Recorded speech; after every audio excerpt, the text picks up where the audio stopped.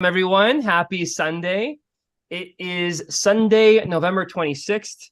It's a very unique day, actually. We're celebrating the Day of the Covenant locally here in Clearwater, Florida. We want to welcome Miss Violetta Zane again for I can't actually say 19. the 19th time. What a great number for a great day. Well, we want to introduce Violetta nonetheless. And we just want to say that before all else, we have plenty of videos now on Clearwater Baha'is, which we really recommend you watch. There are some videos that are in series and some of them are standalone. The ones in series, which we absolutely love, are dedicated to sharing the beauty of the life of Baha'u'llah, the life of the Bab, and Abdu'l-Baha.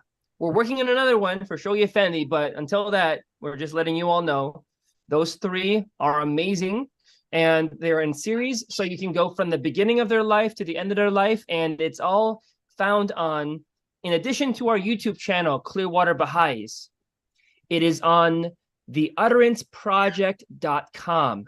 Again, I'll repeat, it is on theutteranceproject.com that you can find all the chronologies that Violetta has worked so tirelessly and hard on. Now, if you're wondering, Violetta is an artist and a graphic designer. She works for a family school in Pointe-Noire in the Republic of Congo. In 2020, Violetta and Adib Masumian launched the Utterance Project, which I gave you the website for, theutteranceproject.com.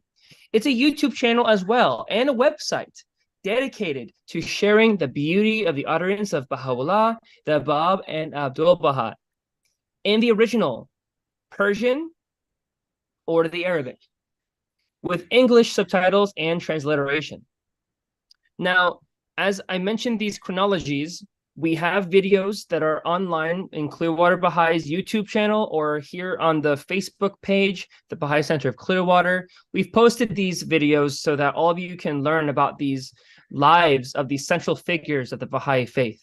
And we hope that you'll be motivated by them just as much as Violetta has been taking the time, thousands of hours to go through and put them together. With that being said, we're going to talk about this week's topic. That is the story of Nabil, the Dawnbreaker. This presentation explores the life of Nabil-iAzam, apostle of Baha'u'llah, eminent Baha'i historian, author of Nabil's narrative. Nabil was one of the foremost teachers of the cause in his day, sent on many teaching missions by Baha'u'llah himself. He was the first Baha'i to complete pilgrimage rites in Shiraz and Baghdad, and was the one Abdu'l-Baha tasked with compiling the Tablet of Visitation for Baha'u'llah. With that being said, and to start us off, just a quick question for you, Violetta. Now, yes, we're going to have all questions at the end, but nonetheless, since we mentioned this in the introduction, was Nabil the only one to commit and complete those pilgrimage rites? I think he was. Well, I can't say that for sure because the rites of pilgrimage were set out when he went to do the pilgrimages. But then in 1873, Baha'u'llah revealed the Kitab-i-Aqdas. So Baha'is would have had access to not only the places of pilgrimage, but also the tablets of pilgrimage. I know for a fact that in 1953,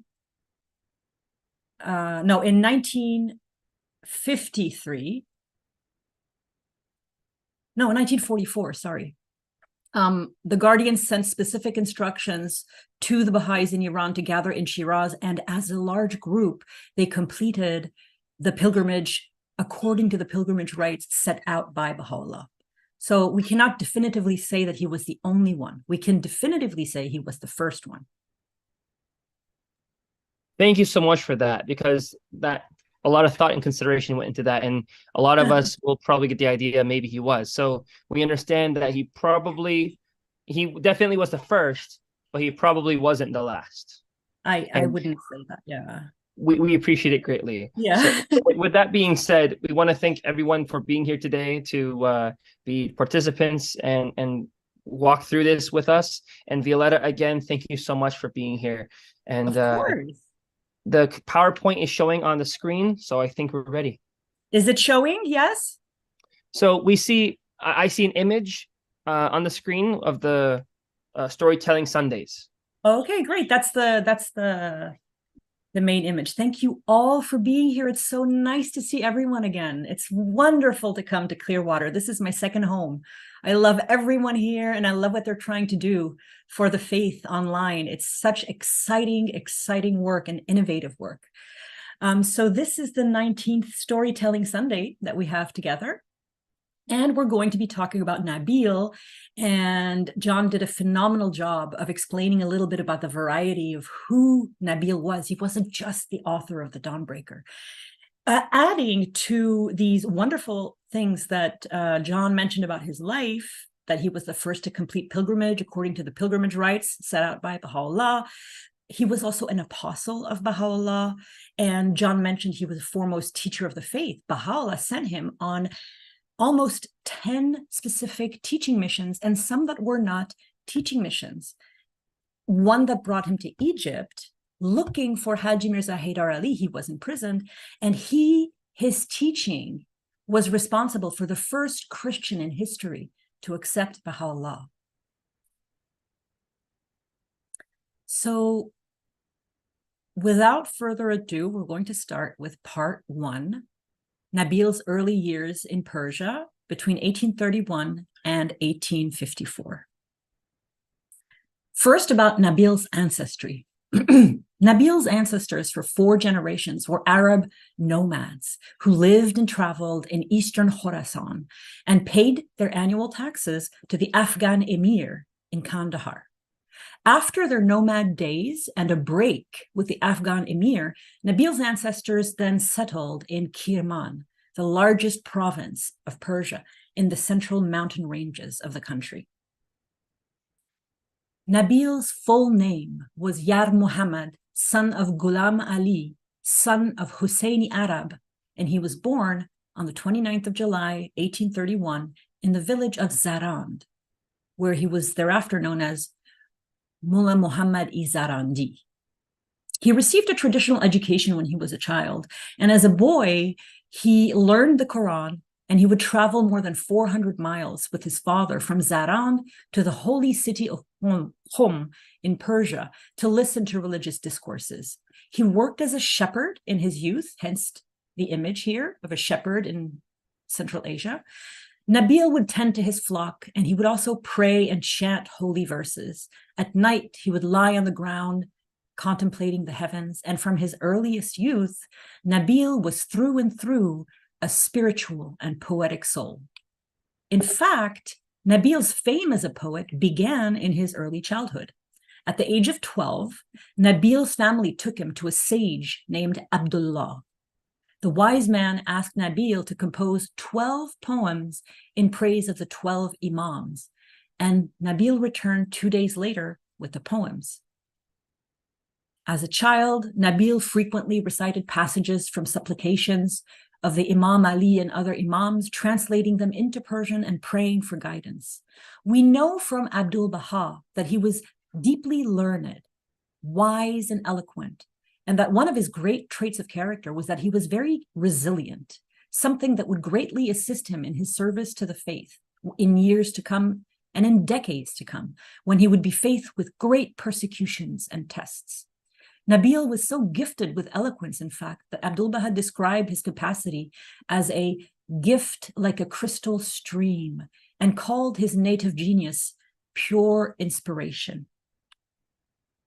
When he was 16 years old, Nabíl had a deeply spiritual experience in a dream where he traveled through the heavens and saw God seated on his throne. After this experience, Nabíl decided to leave his hometown, and he traveled to visit his uncle in a nearby town called Rubat Karim. It was in the town of Rubat Karim that Nabíl overheard conversation between 2 men and first learned that a merchant in Shiraz had declared himself as the promised one of Islam. Nabíl pursued his interest in the new faith and traveled to Qum, Tehran, Shiraz, and Isfahan, and developed strong friendships among the prominent Babis of Persia. He began studying the writings of the Bab and became well-versed in Babi literature. He became a Babi around 1947. And shortly after his declaration, Nabíl had planned to join Mullah Hussein and the 200 Babis who were marching towards Mazandaran under the black flag. But before he could, they had been attacked by the forces of the Shah, and the upheaval of Mazandaran had ended in decimation. In 1850, the year the Bab was martyred, Nabíl took up residence in Tehran in the same religious school as Mirza Ahmad, the transcriber of the Bab's writings, and he met many Babis who lived in Tehran or were passing through Tehran, including Baha'u'lláh, Mirza Musa, and the 6-year-old Abdu'l-Baha. After the execution of the 7 martyrs in Tehran in February 1850, Nabíl left Tehran and first went to Qum, then Kashan, and ended up in Kermanshah, where he spent several months before Baha'u'llah arrived there in 1851.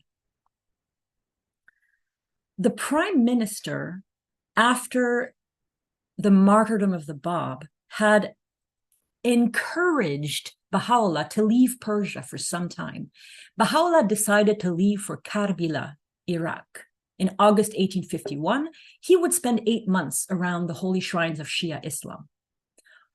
But he spent the first month of Ramadan on his way to Iraq. As you see on the map here, Kermanshah is about halfway between, maybe a third of the way to Baghdad and 2/3 of the way from Tehran. So this was where Nabíl first really met Baha'u'llah. And at the time, Baha'u'llah entrusted him with one mission, which was to take Mirza Yahya, the nominee of the Bab, to a place near Badasht in Khorasan. Baha'u'llah had instructed Nabíl to then return to Tehran, where he stayed very busy transcribing and distributing the writings of the Bab until the situation in the capital became too dangerous, and Nabíl returned for some time in his hometown of Zarand. Now comes a little interesting corner of Baha'i history. The Bab had foretold that the revelation of the Promised One would happen in the year 9 of his ministry, the year 1852. Of course, we know that in mid-October 1852, his prophecy was fulfilled when Baha'u'llah received the revelation of God in the Siyah-Chal. But outside of the Siyah-Chal, Babis were still expecting the Promised One to show up. They didn't know it had already happened. No one knew the prophecy had been fulfilled. So after the attempt on the life of the Shah, the Persian government's reprisals rained down on the Babi community in an attempt to exterminate them. A failed attempt, of course. The believers were terrified, they were dispirited, they were confused, and the Babi community was deprived of guidance because Baha'u'llah, the leader of the Babis, was in the Siyah-Chal and the Bab had been martyred. There was no one really visible to lead them. So as the prophesied year 9 came and went, without a public declaration from the Promised One of Islam, something strange happened. No less than 25 Babis arose and, according to Abdu'l-Baha's testimony, put forth their own claim of being the Promised One foretold by the Bab. Among these temporarily confused Babis was Nabíl. He suffered a little bit of a delusion and briefly claimed to be him whom God shall make manifest. At that time, he had even disseminated some of his own writings among the Babis, stating that he was in receipt of divine inspiration. Now, it may be confusing to wonder, so why did 25 Babis rise up? But we have to remember that the reason so many Babis arose to make this claim of being the Promised One, 25 or more, is because the Bab had long trained and educated his followers to be on the lookout for the year 9, the year 1852. And they were all in a state of expectation. Perhaps the person who explains this the best is Dr. Nader Saidi. He believes it's more appropriate to understand these 25 Babis claimed to be the promised one more as an affirmation of their longing to attain the promised one, rather than really believing they were him whom God shall make manifest. For most of these 25 Babis, including Nabíl, it was a very temporary state. And they would soon understand that it was a folly on their part once they met Baha'u'llah. And it would not only be forgiven, but also forgotten. Before September 1854 in Iran, when Nabíl was in his early youth, he had left his native town of Zaran and soon became, when he became a Babi, a chief of the army of lovers and began his first teaching journey to proclaim the Baha'i faith. But what he found was upsetting. It was a desolate spiritual landscape. Between 1850 and 1853, when Baha'u'llah was released from the Shia Shal and installed in Baghdad for his first year in Baghdad, the Babi faith had almost disappeared. They had been they had been the victim of two successive campaigns to eradicate the Babis shortly after the Bab's martyrdom in 1849, 1850, and in 1852, the summer after the attempt on the life of the Shah by the three misguided Babis. So during this time, the one person whom the Bab had designated to provide leadership, Mirza Yahya, the half-brother of Baha'u'llah, and the nominee of the Bab, had disappeared. He was hiding under assumed names. He was selling shoes and slippers in markets. And the Babis were leaderless. Traveling through Persia, Nabíl surveyed the condition of the Babi faith and stated, "The fire of God had been well nigh quenched in every region. I could detect no trace of warmth anywhere." In some places, the Babi community had been split into as many as 4 factions. But the situation was even worse in Iraq because it was a smaller, distant, and isolated Babi community. During this time, Nabíl was jailed in a city called Sava for 4 months because of his pro-Babi activities. Part 2, 1854 to 1863, the 3 teaching journeys for Baha'u'llah. Between September 1854 and October 1856, Nabíl, 23 to 26 years old, had left Iran. And when he arrived in Baghdad in 1854, of course, Baha'u'llah was nowhere to be found. Due to the machinations by Mirza Yahya and Sayyid Muhammad, Baha'u'llah had left for his self-imposed retirement in Kurdistan, first on Sargalu and then in Sulaymaniyeh. So when Nabíl discovered that the faith in Baghdad was almost gone because of Baha'u'llah's absence and because of Mirza Yahya and Sayyid Muhammad's tricks and plots, he found that there were so few Babis that he left, grieving for Karbala, where he stayed until he heard the great news that Baha'u'llah had returned from Kurdistan. Sometime after 19th of March, 1856, when Baha'u'llah finally returned to Baghdad from Kurdistan, Nabíl made his way to the city and found himself surrounded by an ocean of joy. The community and the believers were ecstatic at Baha'u'llah's presence, and every Babi in Iraq came back to life. Nabíl hastened to the presence of Baha'u'llah, and Baha'u'llah honored him with great bestowals. He was in a state of constant bliss. When his inner eyes beheld the glory of Baha'u'llah's revelation, and his soul was quickened by Baha'u'llah's spirit, Nabíl prostrated himself at Baha'u'llah's feet, begged forgiveness for his presumption of having advanced a claim to be the promised one of the Bab. As an act of self-imposed repentance, and in order to demonstrate the measure of his humility towards Baha'u'llah, he cut off his beard. In those days, a man's beard was the symbol of his dignity, and he made a brush out of the hairs of his beard and swept the approaches to the most great house with that broom. Shoghi Effendi would later call Nabíl the poet laureate of the Blessed Beauty. He was a very gifted poet. He was blessed with an eloquent tongue. He was a literary genius who wrote very fluently, but he was also on fire with a passionate love for Baha'u'llah. And the poems he wrote in praise of Baha'u'llah reveal the intensity of his faith, the ardor of his love, and his peerless talent as a poet. Between October 1856 and July 1858 was Nabíl's first teaching journey at the request of Baha'u'llah. He left Baghdad in October 1856 and traveled to Baha'u'llah, to Persia with Baha'u'llah's blessing, but under the condition that he speak wisely and avoid mentioning things that could harm the faith, such as the behavior of Mirza Yahya and Sayyid Muhammad. For years, Baha'u'llah would refuse to lift the veil on their misdeeds. And this was in that period where it was not yet time to inform the believers of their actions. Nabíl traveled to many major Babi communities, such as Hamadan, Qom, Kashan, Tehran, and also his hometown of Zarand, where he was welcomed by a crowd of people from all walks of life. Wherever he went, Nabíl received questions from people about how they should behave, and he would always respond carefully and cautiously.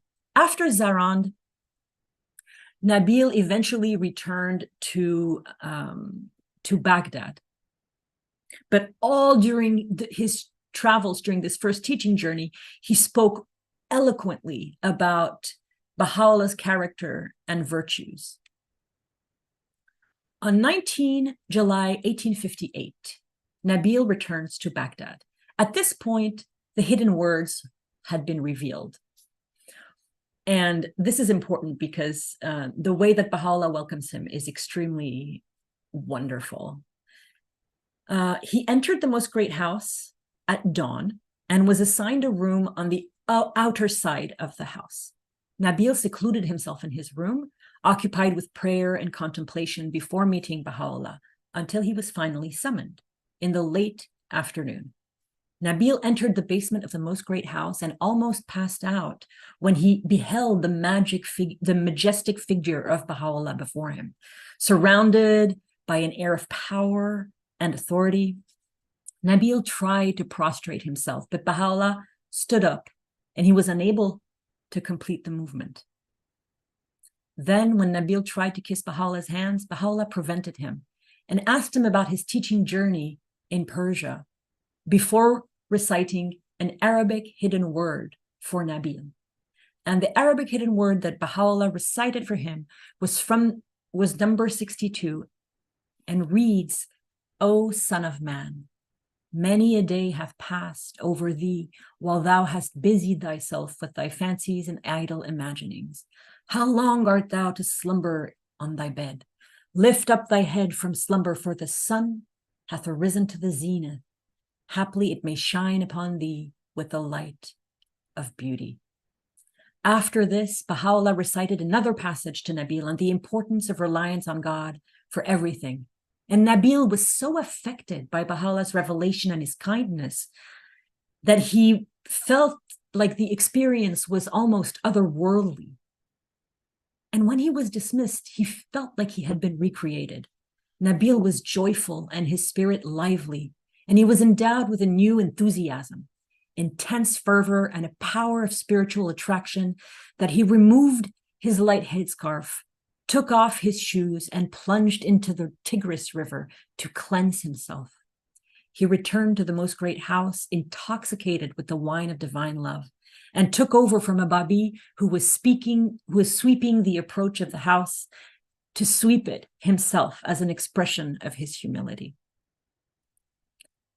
3 months after Nabíl returned to Baghdad, Baha'u'llah sent him to Ghazvin to promote the faith and the message of the Bab, and provided Nabíl with a sum of money to pay for his caravan journey.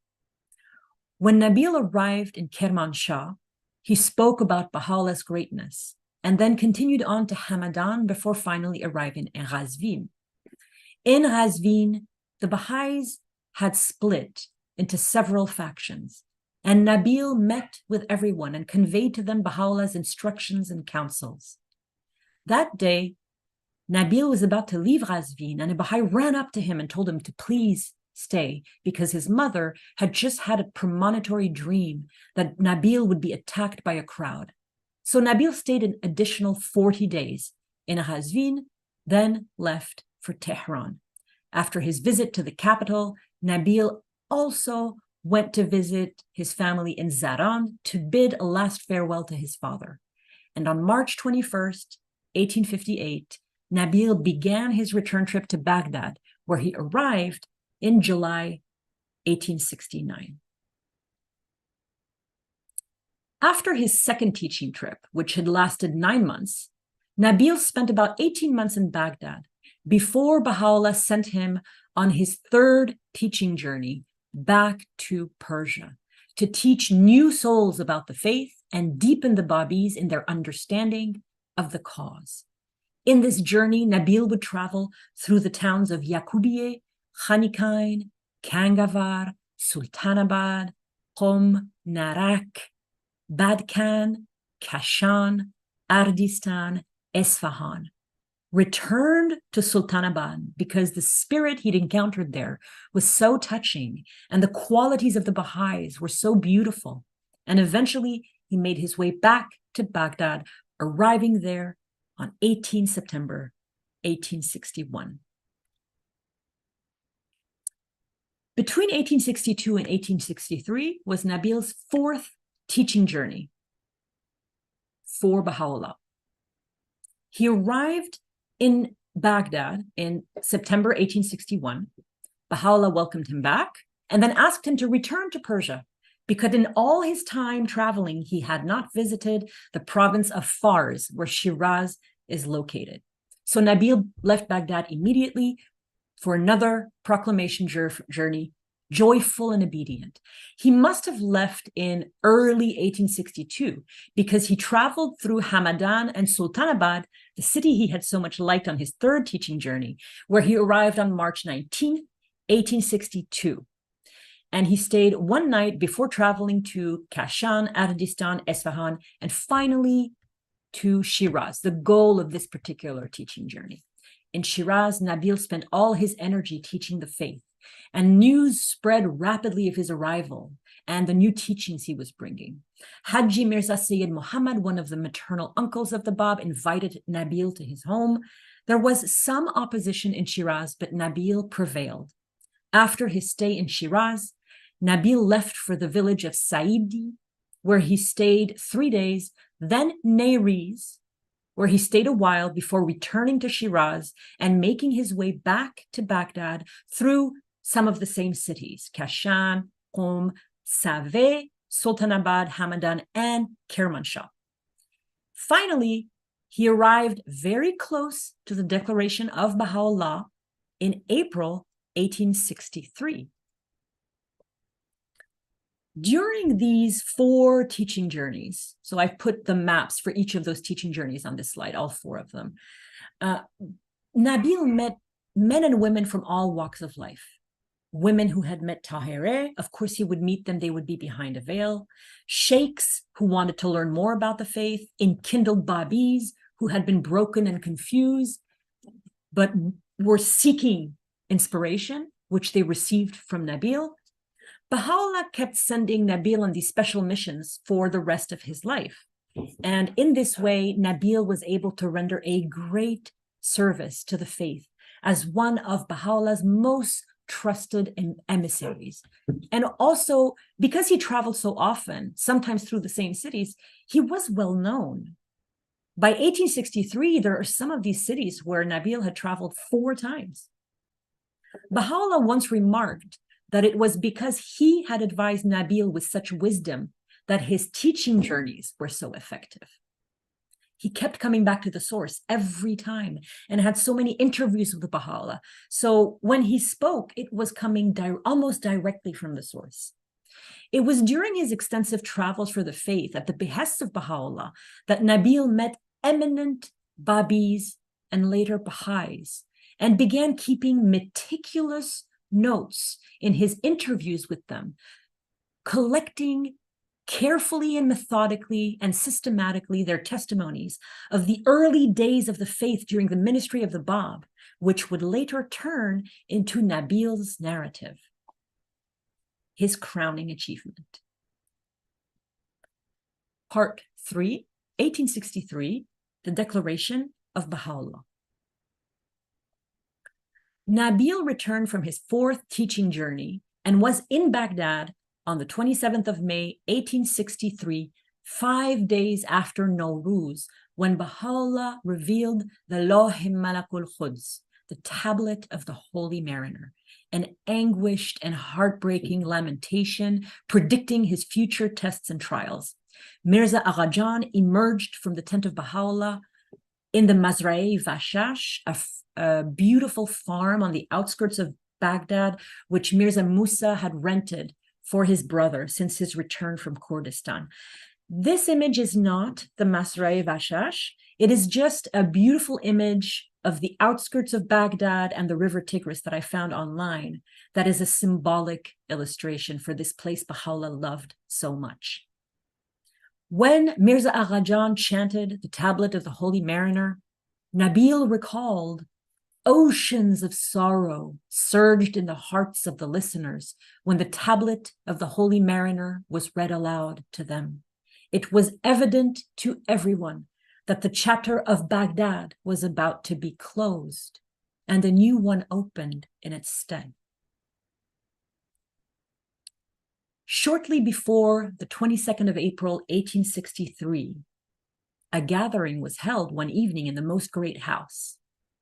Abdu'l-Baha, then 18 years old, radiant and distinguished, was the host of the evening.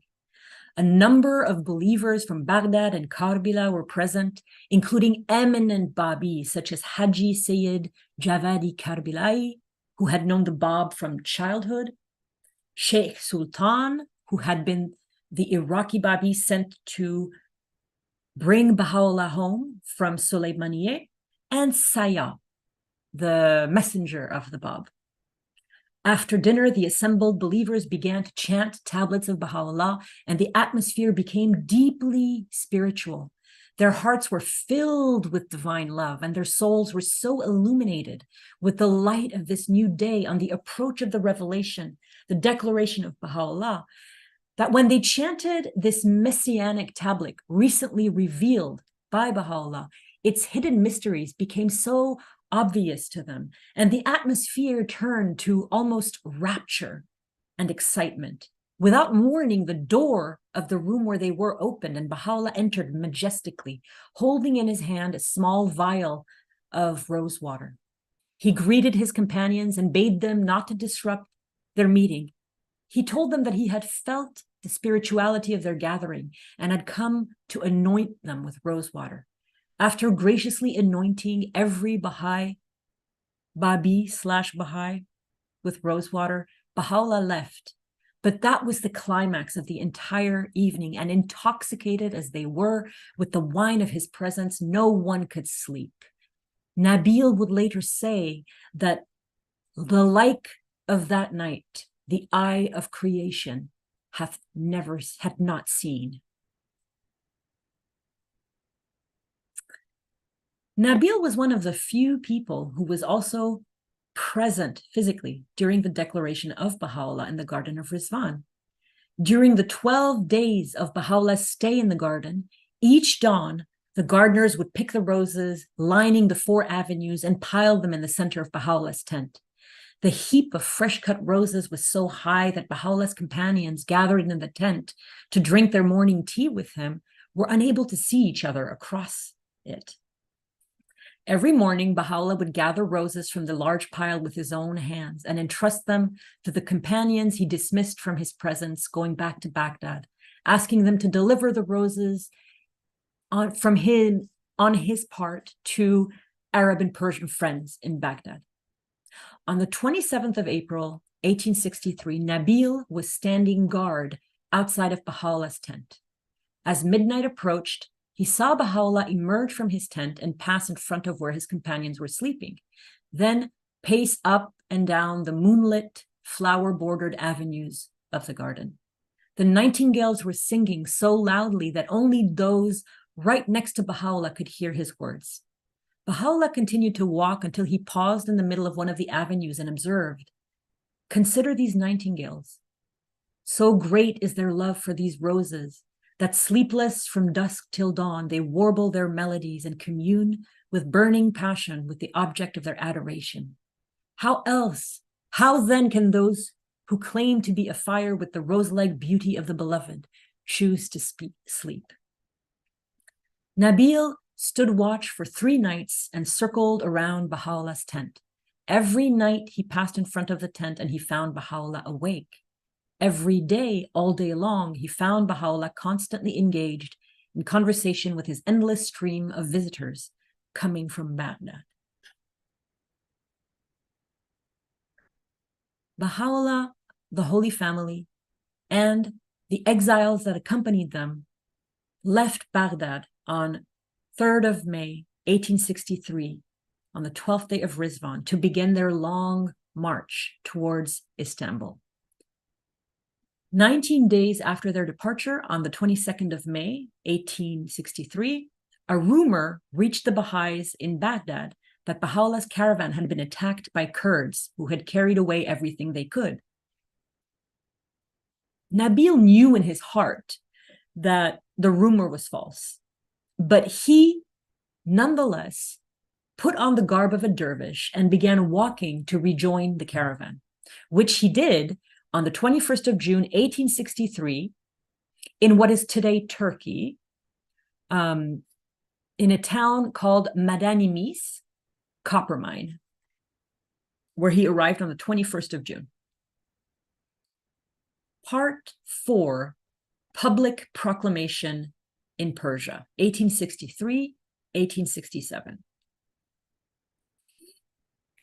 When they arrived in Istanbul in August 1863, Abdu'l-Baha asked Nabíl to return to Persia on a 5th proclamation journey, this time to teach the Baha'i faith and deepen the Baha'i community of Persia and inform them that he whom God shall make manifest was Baha'u'llah, the one promised by the Bab. Nabíl boarded a ship from Istanbul, and within an hour they were engulfed in a storm so severe all the passengers either had to sit down or tie themselves to the masts. The storm tossed the ship for 16 days, and they finally reached Beirut in Lebanon. Nabíl walked from Lebanon to Aleppo, Syria.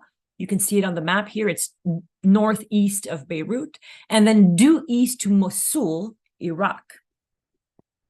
But this was also the coldest winter in 40 years, during which Baha'u'llah and the Holy Family were exiled to Edirne.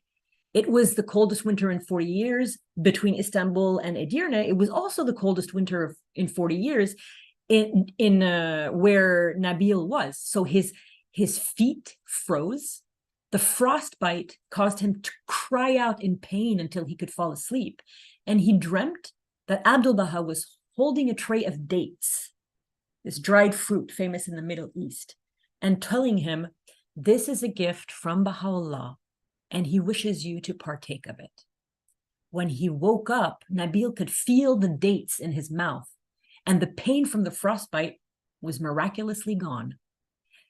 It was a miracle Nabíl survived through this winter, because he didn't have a blanket or a rug to sleep under at night to protect him from the elements.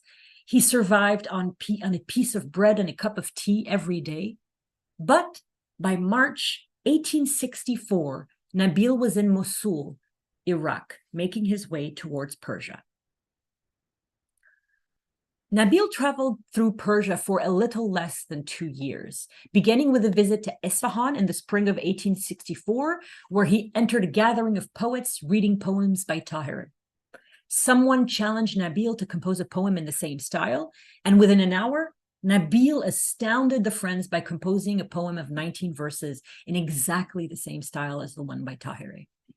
Nabíl spoke of the claim of Baha'u'llah with such sincerity and such simplicity. He taught the faith with so much passion that the people responded instantly to his summons. And you have to remember now, in this particular teaching journey, wherever Nabil goes, he is going to be the first person to bring the Baha'i faith to the Babis of Persia.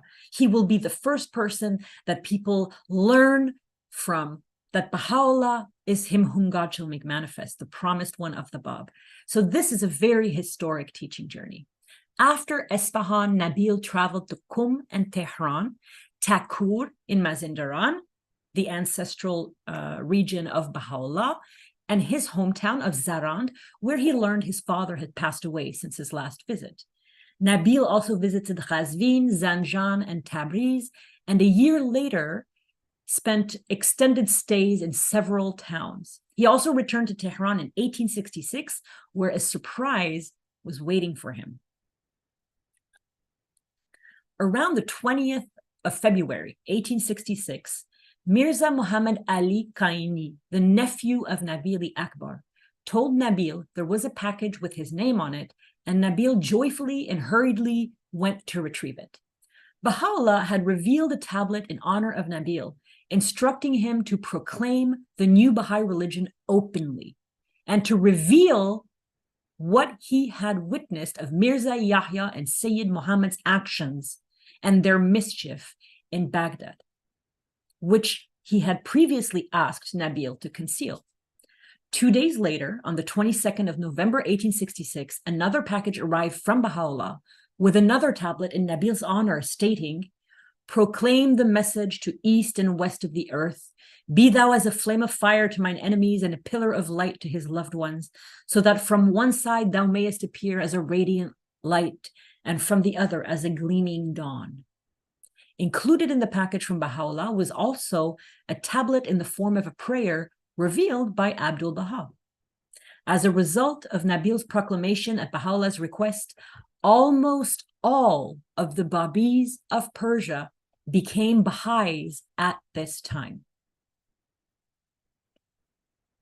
After receiving the tablets from Baha'u'llah in February 1866, Nabil was on fire, driven by love, by passion, by determination, by devotion and fervor. He embarked on a long and ambitious teaching trip throughout Persia, sharing the news of the Baha'i faith and of Baha'u'llah's declaration openly. Nabil was unstoppable. He burned bright. He was a living torch of the faith who set on fire all those who entered in his presence. Everyone who met Nabil during his teaching trip became enkindled, and he was immensely successful in teaching at all times under the protection and guidance of Baha'u'llah. By Nowruz, Nabil was in a caravanserai in Damghan and composed a poem for the holy day. Then Nabil came through Shahrud shortly after the 23rd of March, 1866, bringing the news of Baha'u'llah's claim. In the spring of 1866, Nabil arrived in Sabzivar to proclaim the Baha'i faith. Several of the early Babis of the town became Baha'is. Others who were not Babis were also converted. A list of 27 individuals includes many bazaar merchants and craftsmen. In total, around 150 to 200 people became Baha'is in Sabzivar alone. After receiving Baha'u'llah's letter, Nabil traveled to Khorasan, where he arrived in the spring of 1866.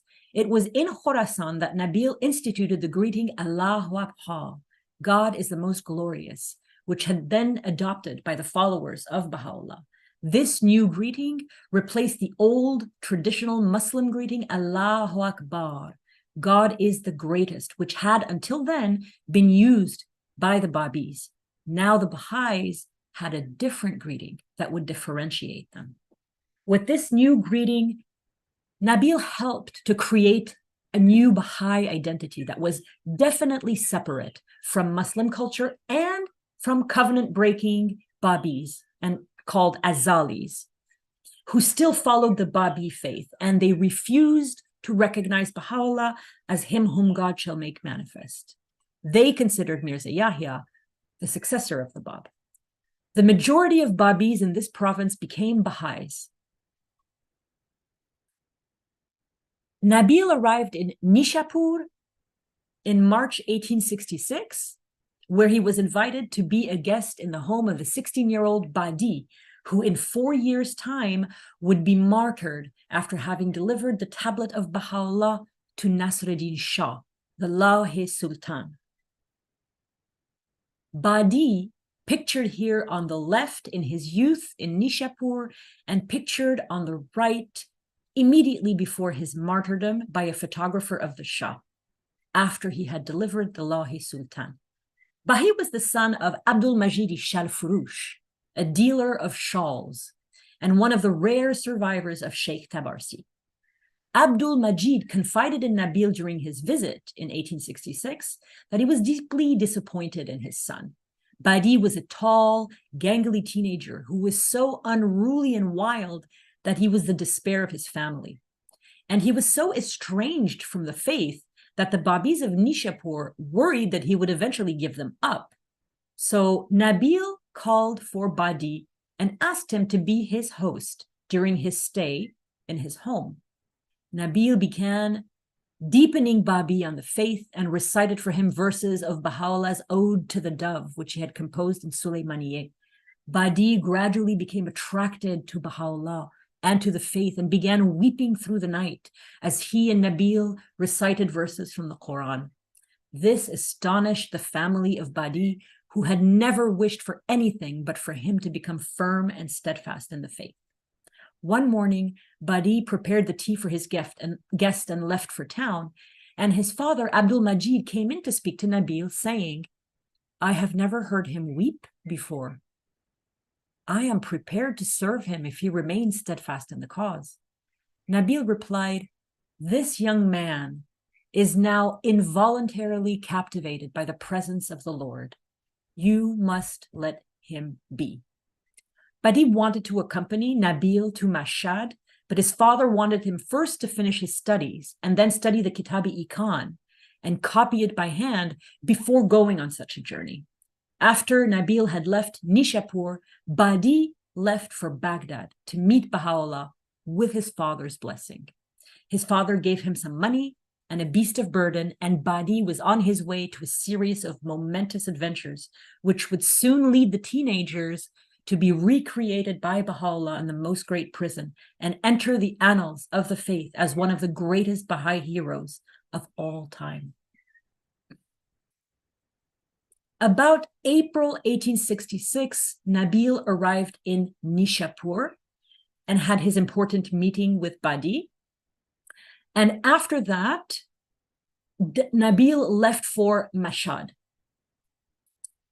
And it was in Mashhad that Nabíl received the Suri-i-Dam, the Surah of Blood, revealed by Baha'u'llah sometime in 1865, shortly after his poisoning by Mirza Yahya in Edirne. 1865, 1866, the Suri-i-Dam, the Surah of Blood.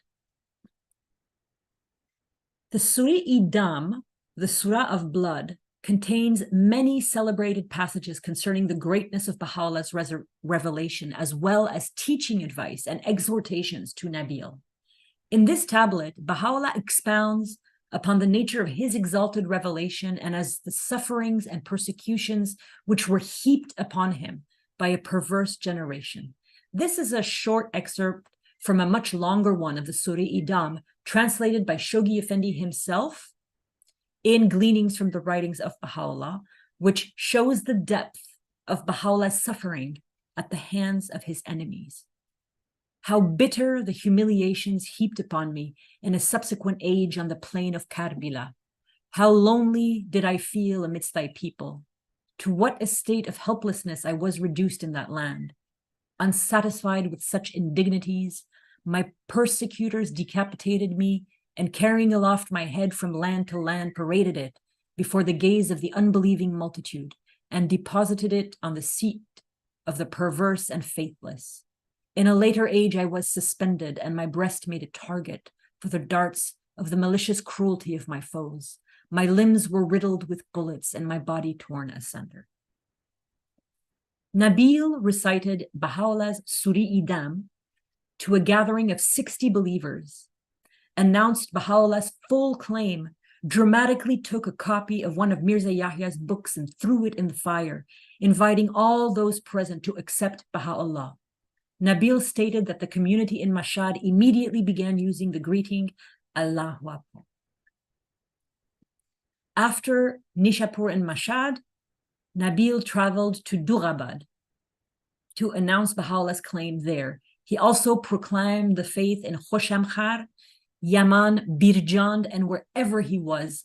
He not only taught the faith, but composed poems for occasions and for believers and non-believers alike, wherever he went. In the late spring of 1866, Nabil visited 3 towns in the same 50-kilometer, 30-mile radius, Birjand, Sarcha, and Durukhsh, to spread the news of Baha'u'llah's open declaration of his claim. By early summer 1866, Nabil was in Tun to proclaim the news of Baha'u'llah's declaration. The deputy governor arranged for a meeting between a mujtahid, a learned cleric, and Nabil presented proofs of the new religion and answered the mujtahid's questions. Then Nabil challenged the mujtahid to a spiritual debate, proposed that they should both walk into a fire to see who came out unharmed. At Nabil's request, the Baha'is of the town began piling up firewood, and the mujtahid, realizing that Nabil was serious, did not show up on the day of the trial by fire. As a result of this, 30 people in Tun converted to the Baha'i faith, but the mujtahid rounded up criminal elements of the town and forced Nabil out of Tun. Nabil came to the town of Bushruye after visiting Sabzevar and shared Baha'u'llah's claim. The announcement was greeted with joy by the Babis and created a commotion in the town. Nabil left Bushruye for Tabas, then Nain in Isfahan province, after which Nabil returned to Baghdad, where huge news was awaiting him that would make Baha'i history forever. Part 5, 1866-1867, the story of the first pilgrimage in Baha'i history. In Baghdad, Nabil received instructions for pilgrimage, 3 tablets from Baha'u'llah. 2 of the tablets were tablets for pilgrimage for Shiraz and Baghdad. The 3rd was probably instructions for pilgrimage. Nabil would be the first person in Baha'i history to perform pilgrimage rites for these 2 places of pilgrimage, which would later, 6 years later, be mentioned in the Kitabi Akdas. The 2 places of pilgrimage were the house of the Bab in Shiraz and the Most Great House in Baghdad. Immediately upon receiving these instructions, Nabil left Baghdad and set out for Persia to perform the first pilgrimage to the house of the Bab in Shiraz. When Nabil was approaching the mountain pass close to Shiraz, he bathed and shaved his head, then recited and performed the prayer for pilgrimage, following all of Baha'u'llah's instructions and performing the actions stipulated as he approached Shiraz at dawn, on foot and dressed in his best robes. Nabil circumambulated the house of the Bab 7 times, recited a prayer while he arrived at the door of the Bab's house, and entered the courtyard before ending his pilgrimage.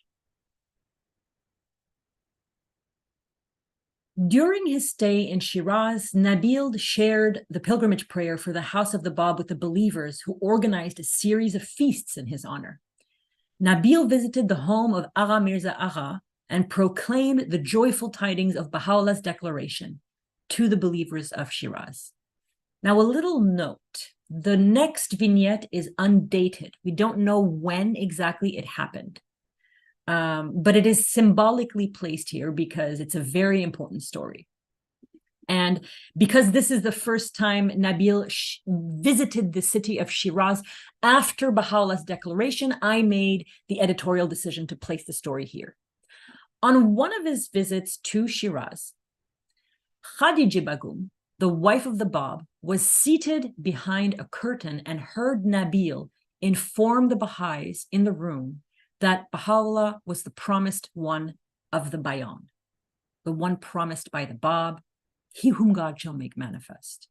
As soon as Khadija Begum heard Nabíl say that Baha'u'llah was the promised one, she experienced the same feeling of radiant spiritual acquiescence and instant conversion that she had felt when she had witnessed the Bab revealing in his house, receiving divine revelation in the upper chamber of his house some weeks before his declaration on the 23rd of May, 1844.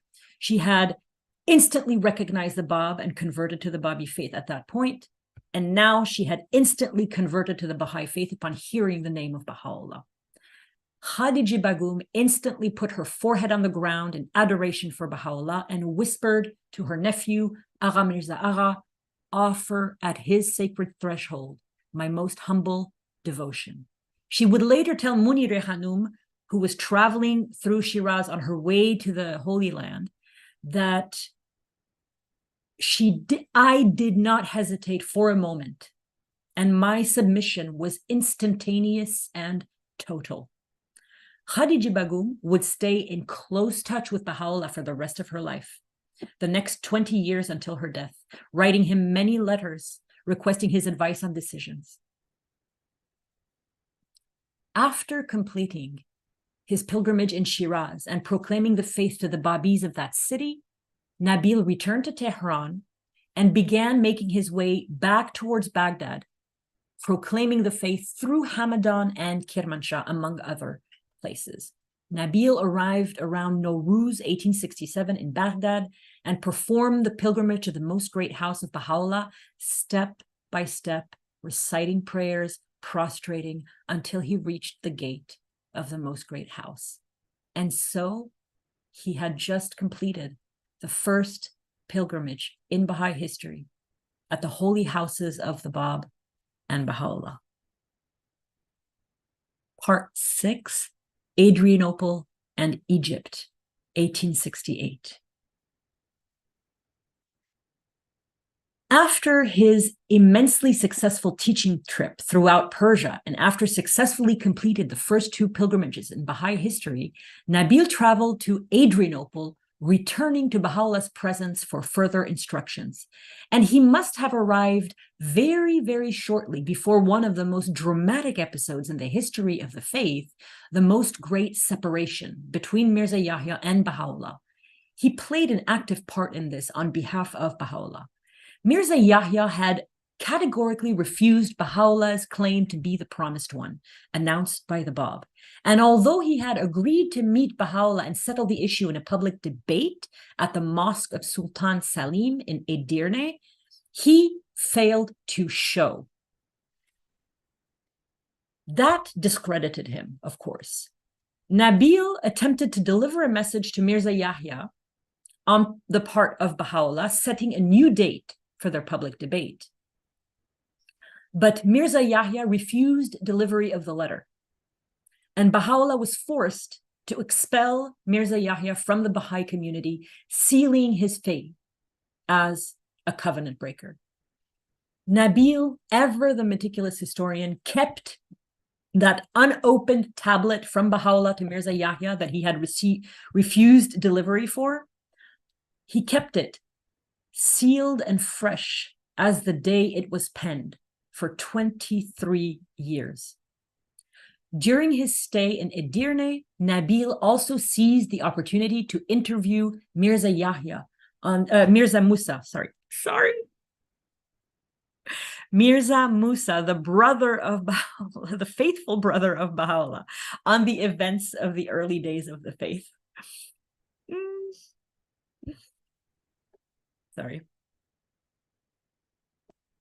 On the 27th of April, 1868, 7 months after the Most Great Separation, Nabíl left for another mission, very special one, given to him by Baha'u'llah.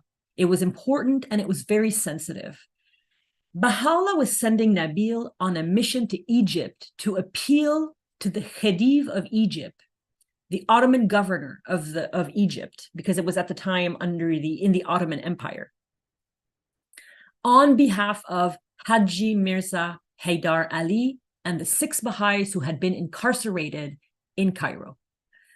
Nabil himself, however, was thrown in jail, first in Cairo for 2 months, and the news reached Baha'u'llah where he had been imprisoned, but then Nabil's whereabouts became unknown. So after the first 2 months in a Cairo jail, Nabil was transferred for several months in another prison in Alexandria, whose roof had a very good view of the port of Alexandria.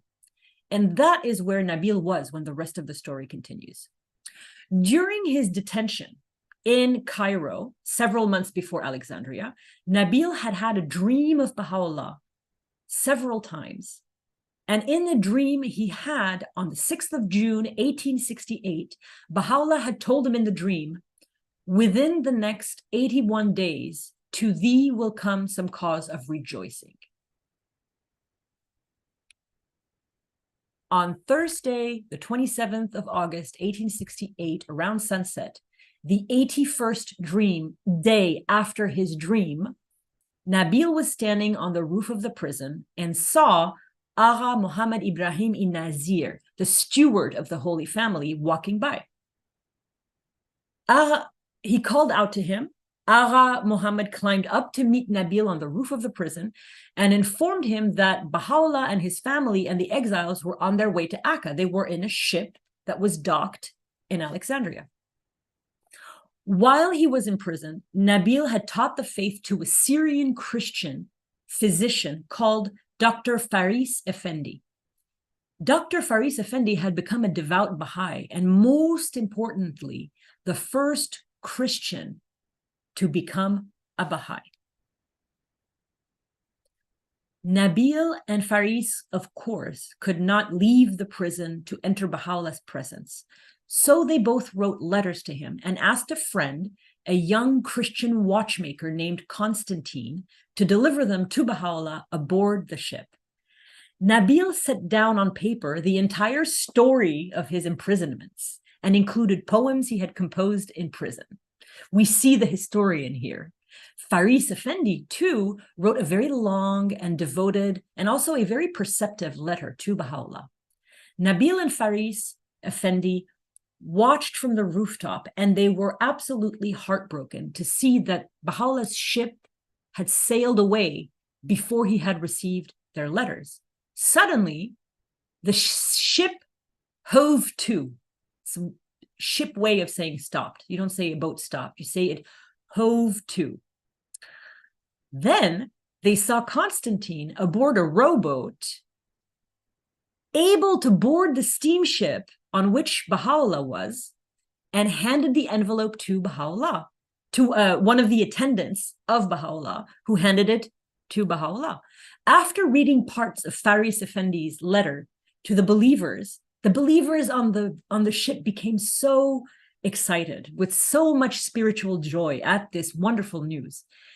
Baha'u'llah revealed a tablet for Nabil in which he bestowed his bounties and blessings on him and on Dr. Faris Effendi, ensuring Nabil that he would soon be released from prison. Baha'u'llah handed the tablet to Constantine, and Abdu'l-Baha and Mirza Mehdi give Constantine some gifts for Nabil, including some Nukul almond candy wrapped in paper. Then Baha'u'llah and the Holy Family and the exiles continued their way towards Akka, and Constantine went to Nabil and Dr. Faris Effendi with their gifts and their letter. But Baha'u'llah had been right. Nabil would soon be released from his Alexandria jail. Part 7, The Holy Land, Part 1, 1868 to 1871. As soon as he was freed from his... Excuse me, just one second.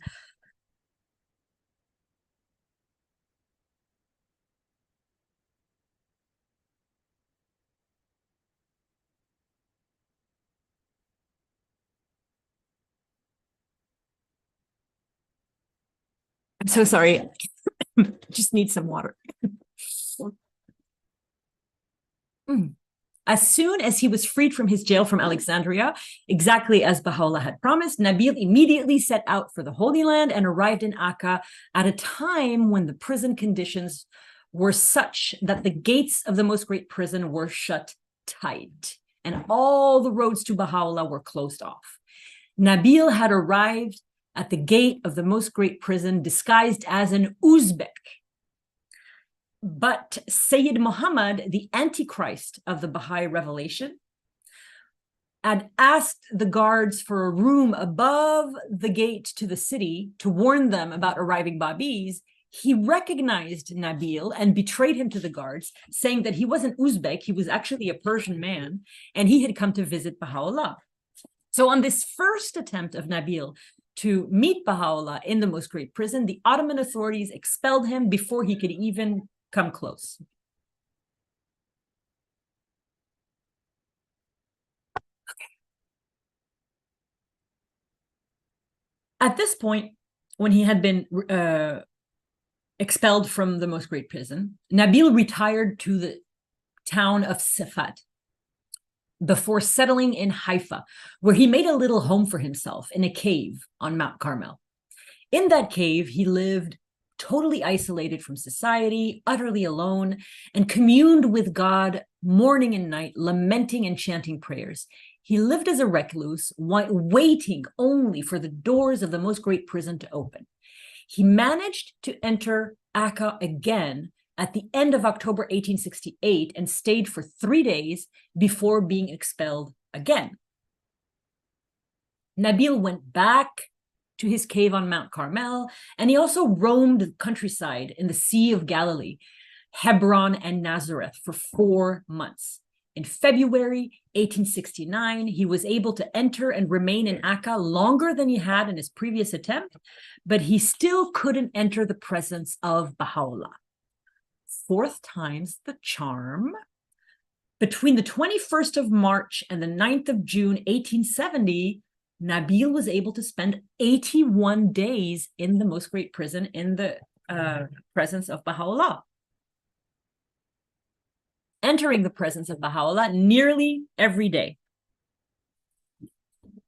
Part 8, the Badí calendar, 1871.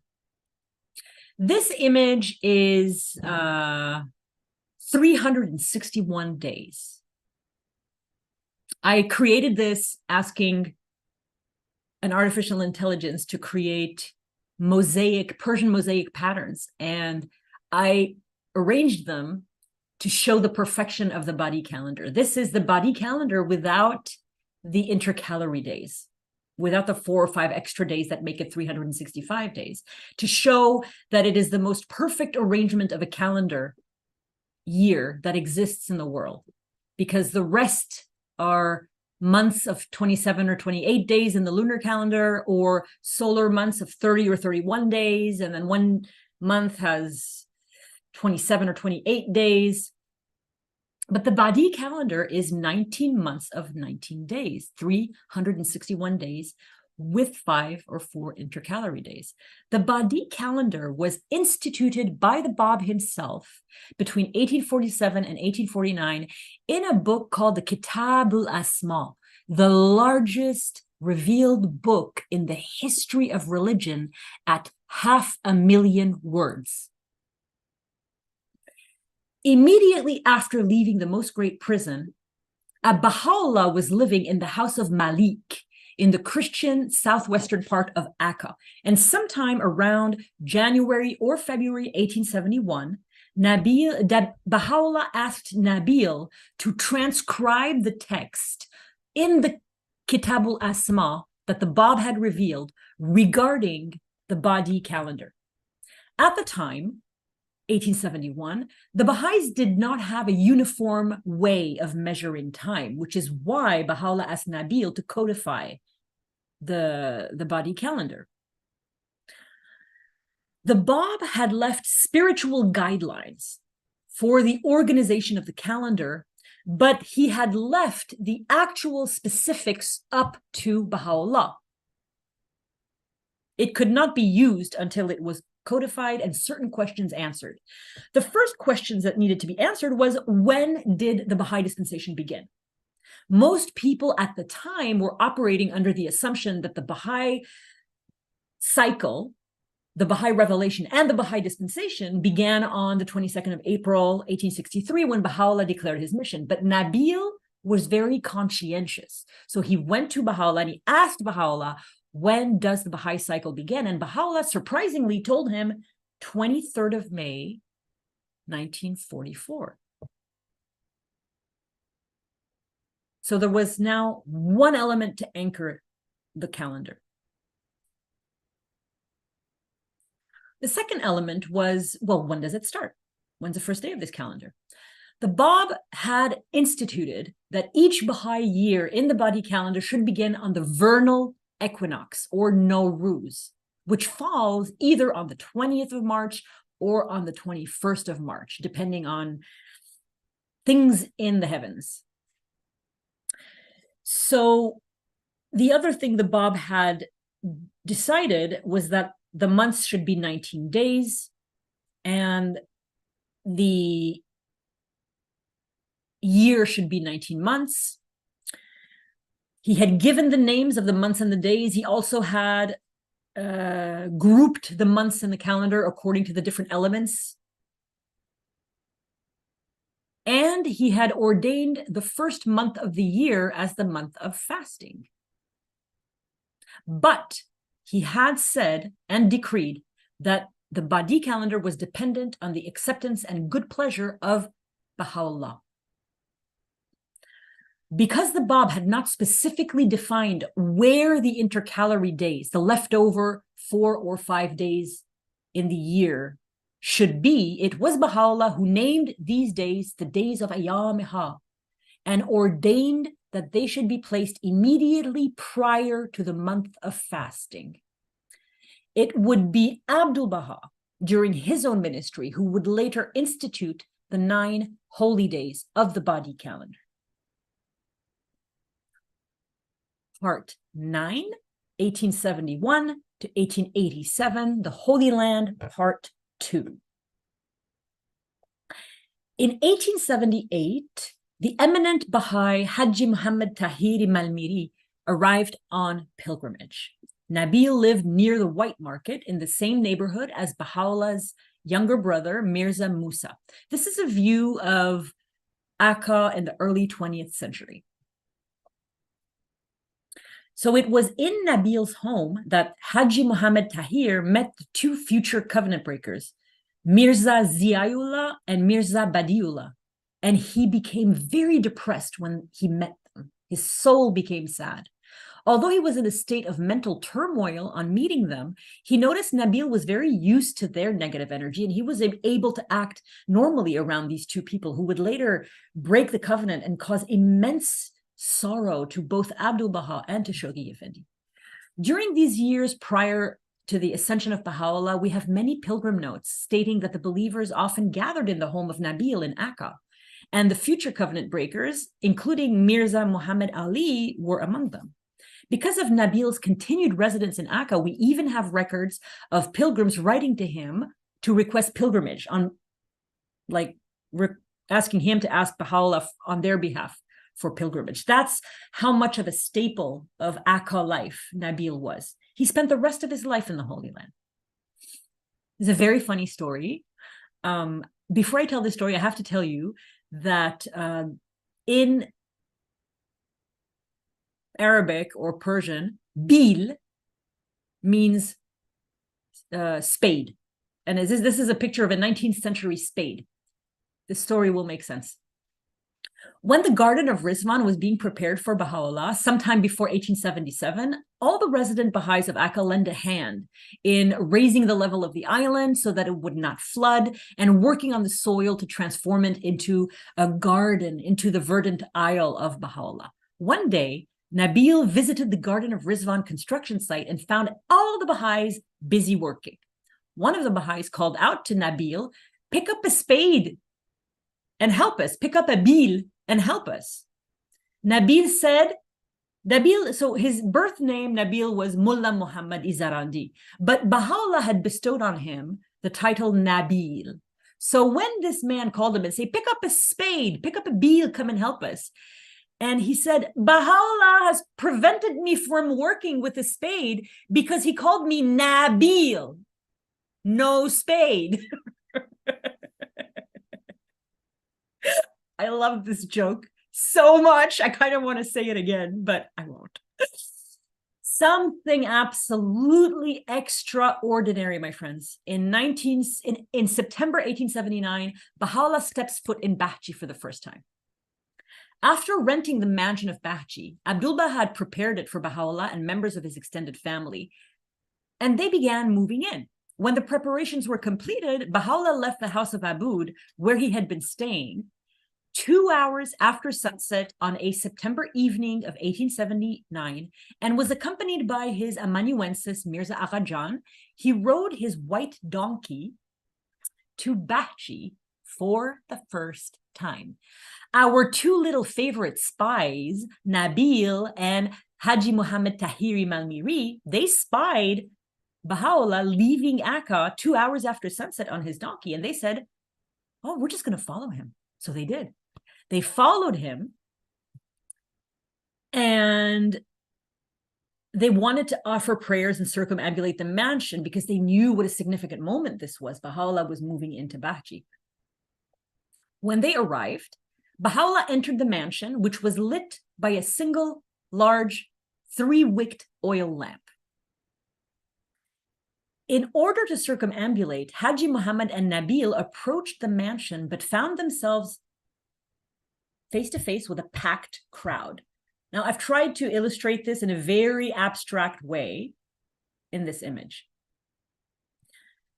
The crowd was assembled around the footpath, on the footpath around the mansion of Bahji, and there were hundreds of people. Suddenly, Nabil and Haji Muhammad heard that they could hear the crowd breathing and murmuring, but they were not real people. They realized that they were a vision of the concourse on high, assembled on all 4 sides of the mansion, welcoming Baha'u'llah to his home.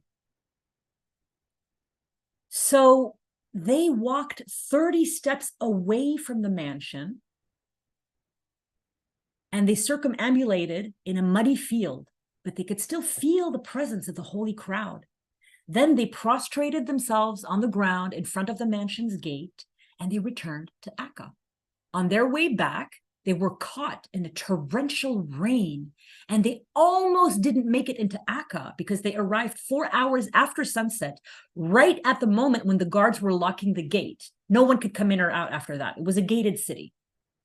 After this mystical experience, Nabil suggested that they had just lived through something extraordinary. They shouldn't sleep. They should hold a vigil. And Haji Muhammad agreed. So he made tea, and Nabil, the writer, wrote. He wrote everything. He wrote poems, and by sunrise, he had covered both sides of a very large sheet of paper. And the two friends sent the page to Baha'u'llah as a gift, along with 2 sugar cones. When Baha'u'llah received their gift, he revealed a tablet in their honor, accepting their pilgrimage to the mansion, and gave Nabil the title of Bulbul, nightingale, and Haji Muhammad Tahiri Malmiri the title of Bahaj, the blissful. So I guess Nabil is also the first person to ever have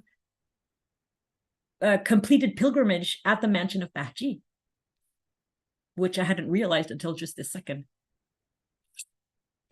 Part 10, Nabil's narrative, 1887-1888.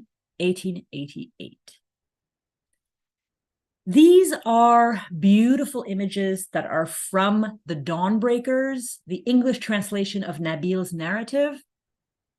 They were pictures taken by an Australian woman photographer called Effie Baker, who was sent to the Holy Land in 1930 to take pictures. She took 2,000 pictures. For 4 decades, Nabil had kept meticulous notes of the history of the Babi and Baha'i faith, never missing an opportunity to interview early believers in great detail. His close friends, began encouraging Nabíl to use these notes to write an actual book, a history book on the early days of the faith. Nabíl refused to do anything without Baha'u'llah's permission. Now, in context, this makes a lot of sense because every single thing that Nabíl has ever done, even going to Egypt, all his trips to Iran, they were all missions, including like codifying the Badí calendar. These were all things that Baha'u'llah asked him to do. So he wasn't going to begin now in his old age disobeying and doing something on his own. He was going to wait for permission. Baha'u'llah expressed his pleasure at the project, gave it his blessing. Nabíl wrote for 18 months straight with very little editing, and then submitted the manuscript, initially called Tarikh-i Nabíl, Nabíl's History, for Baha'u'llah's approval. This is a photograph of Mirza Musa, the only photograph that we have of Mirza Musa, Baha'u'llah's younger brother by 18 months. He was one of Nabíl's key sources.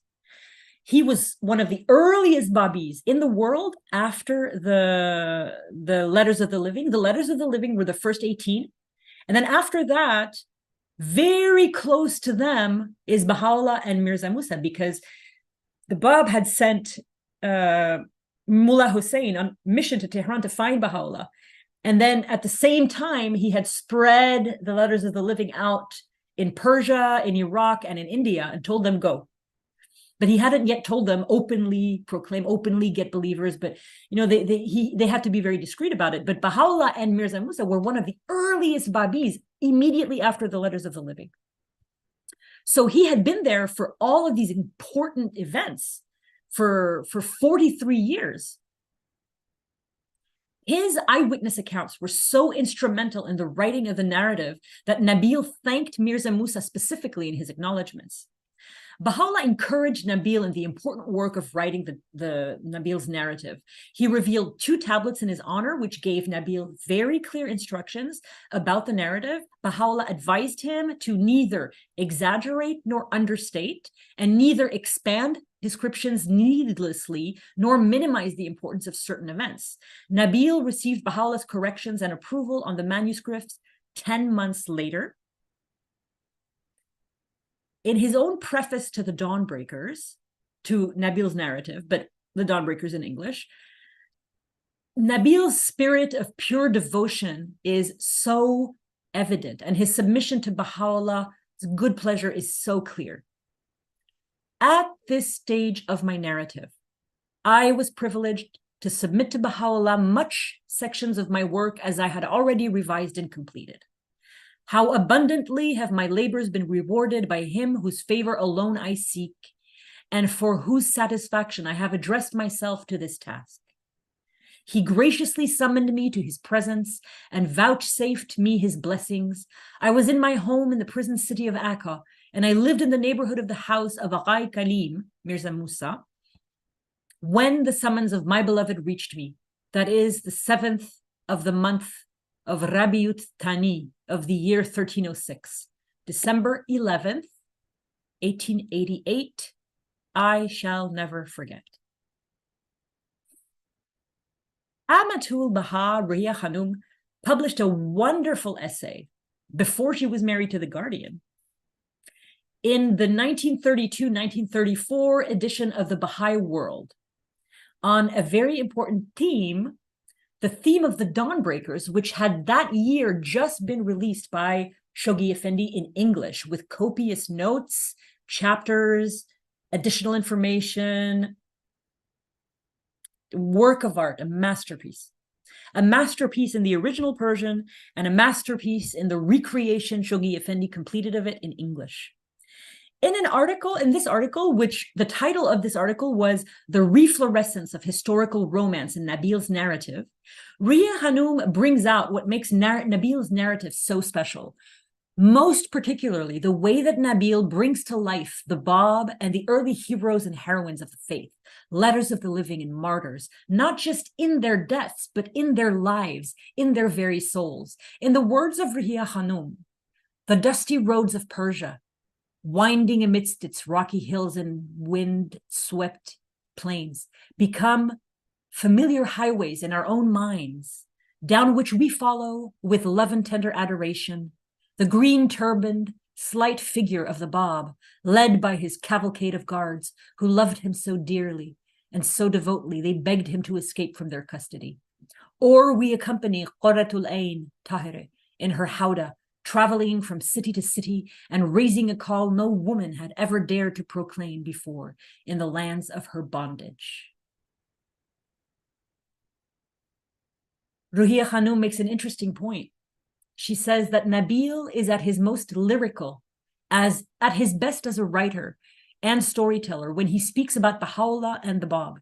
But she adds, the same quality of beauty and majesty pervades all the events chronicled by Nabíl. Sincerity is all that is required to become deeply and permanently inspired by the record contained in the Dawnbreakers, for no heart who loved truth could read its history unmoved and remain unchanged. Here one tastes again those living waters that alone can revivify mankind and nurture him, in him the seed of immortality. Baha'i history can be transformative.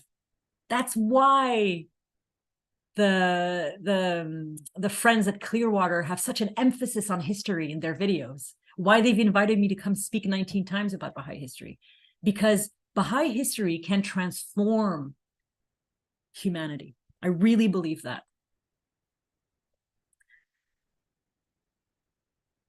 This is also what Ruhiya Khanum says when she says, only those who have through some experience in life touched their lips to the cup of divine love will fully grasp the purport of this mighty pageant.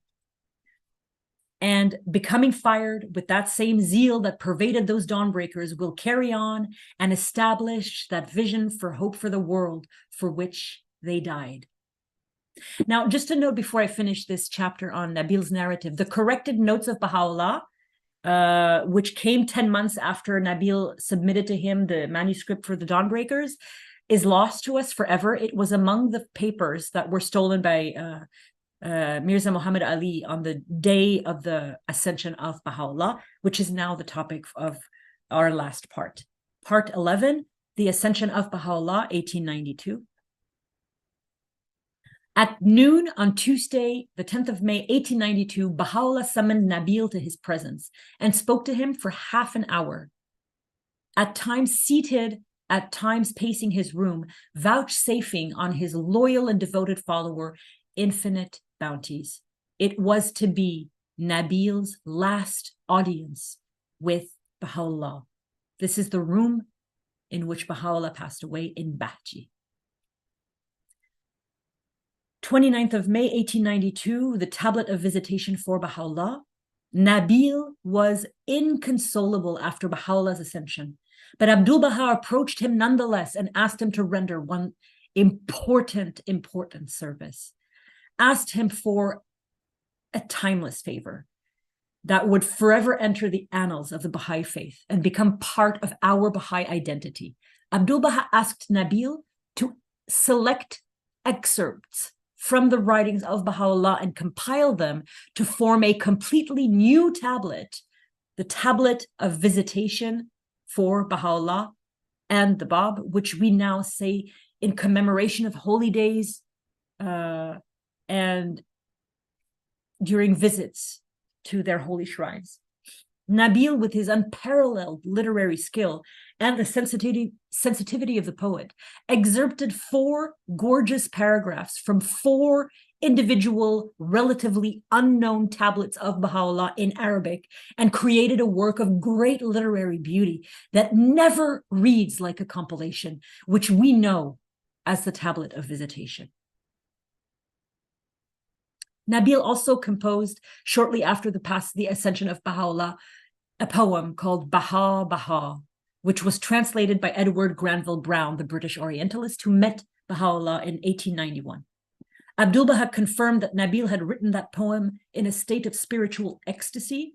Here is a partial excerpt of that poem. Through the night of parting, endless seems as thy night black hair. Baha'. Yet we meet at last, and the gloom is past, and the lightnings glare. Baha'. To my heart from thee was a signal shown that I to all men should make known. That they as the ball to the goal doth fly, should thee to thee repair. Baha, Baha. I have a short epilogue for you today, and it is Nabíl's passing on 26 July 1892. After Baha'u'llah's Ascension, Nabíl, his heart burning with the fire of grief, paid this tribute to his Lord and wrote these lines as a supplication to Baha'u'llah. O thou, the King of creation and the ruler of this world and the world to come, both in thy presence and in thy absence, thou hast been the cause of the tranquility of the hearts of men and the advancement of the nations.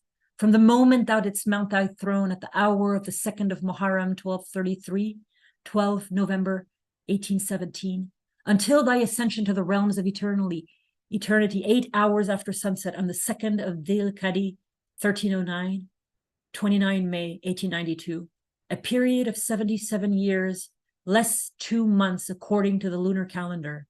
Thou wert at all times, at day and at night, each month and each year, the cause of the exaltation of mankind. No needy suppliant who hath set his heart toward thee was turned back from the door of thy generosity, without vouchsafing unto him the supreme felicity and goodly gifts. And no sorrowful destitute was sent out in thy all glorious presence, except that thou didst bestow upon him blissful joy and ample hope. And now far be it from thee not to relieve me from my dreadful woes, and lead me to the abode of a never-ending felicity. Thou art God, and no God is there save thee. Nabíl could find no comfort, no consolation after the ascension of Baha'u'llah, whom he had served for 36 years, full-time, 24 hours a day, on so many missions, since he had first met him in Baghdad after Baha'u'llah's return from Kurdistan. To add to Nabíl's heartbreak, immediately, instantly after Baha'u'llah's ascension, the covenant breakers became active. Nabíl just could not bear that agony any longer. He was utterly cast down. He was hopeless at being separated forever from Baha'u'llah. He was fevered.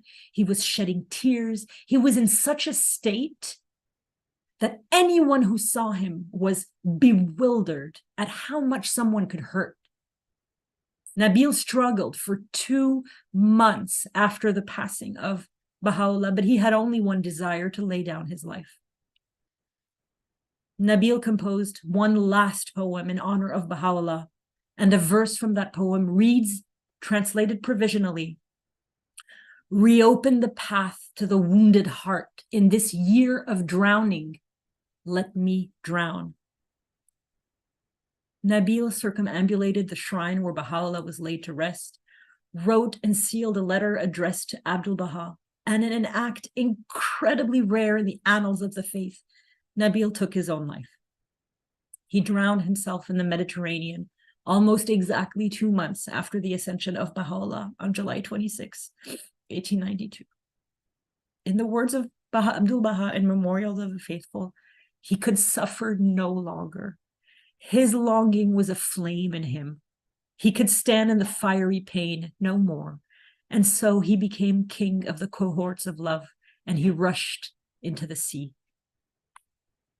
His suicide note was a single Arabic word, gharik, drowned, the numerical value of which corresponds to both the year Baha'u'llah and Nabíl died, and the year of his own death, but also the manner of his death, drowned in the sea, physically, but also spiritually drowned in sorrow. From Nabíl's earliest youth until he was old and frail, he had spent a lifetime serving Baha'u'llah and worshiping him. He had borne profound hardships, refused to marry, lived through intense suffering, heard Baha'u'llah speak on countless, wondrous, marvelous things. And in the end, an end he chose for himself. He won his dearest wish. He was at long last free from his despair and no longer shut away from the presence of Baha'u'llah. A few days after he disappeared, Nabíl's body was found washed up on the shore. This is a view of the sea close to where Nabíl threw himself into the Mediterranean. When his drowned body was retrieved, it was prepared for burial, and Nabíl was put to rest in the Muslim cemetery of Akka. I want to give the last words of this presentation to Abdu'l-Baha, who eloquently speaks of the sacrifice of Nabíl. The waters of sacrifice closed over him. He was drowned, and at last he came to the Most High. Thank you.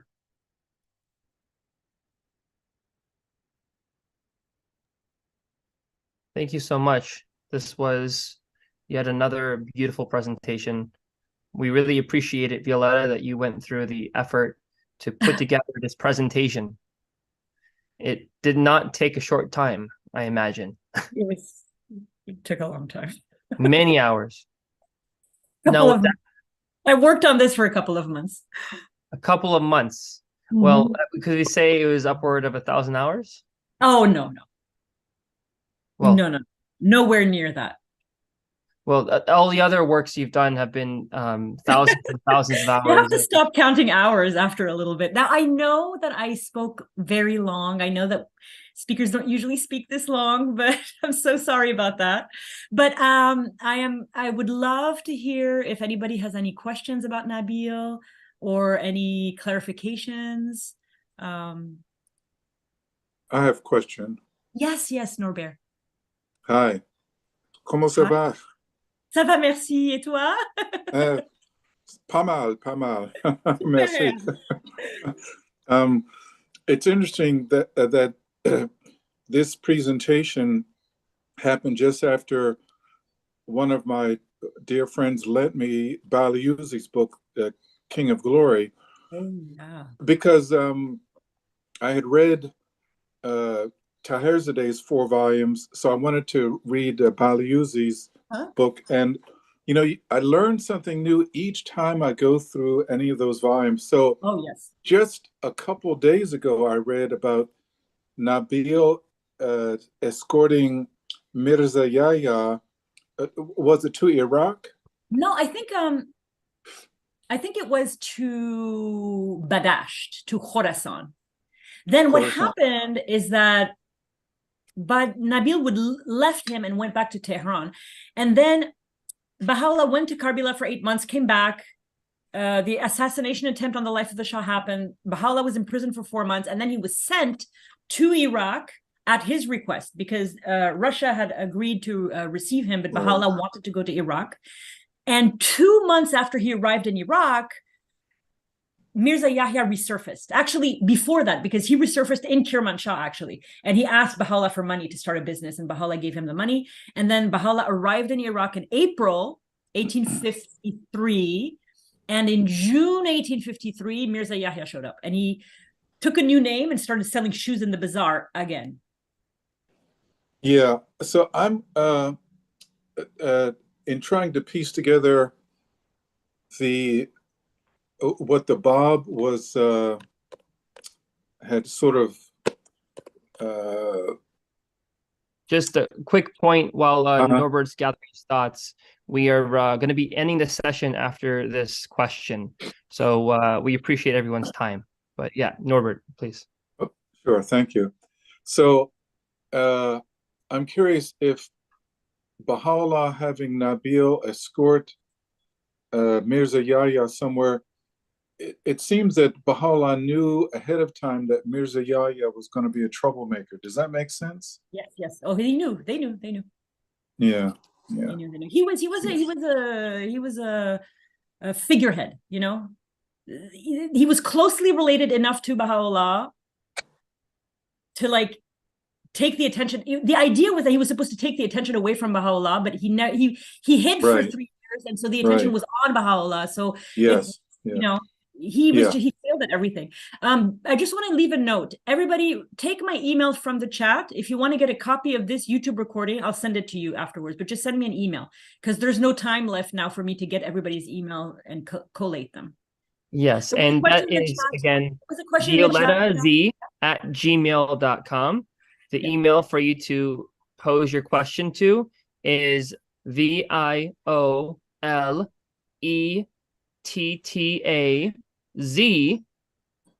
at, or the arroba sign, gmail.com. gmail.com. Yep. With that being said, we want to thank all of you for being here today with us. It is, again, Sunday, November 26th. Baha'is are celebrating the Day of the Covenant around the world right now. We welcome you to please share these sessions at your beautiful observance that you may have today if you haven't had it yet. With that being said, we have a beautiful program set here locally, and we wish you all, likewise in your communities, a beautiful observance. Best wishes, everyone.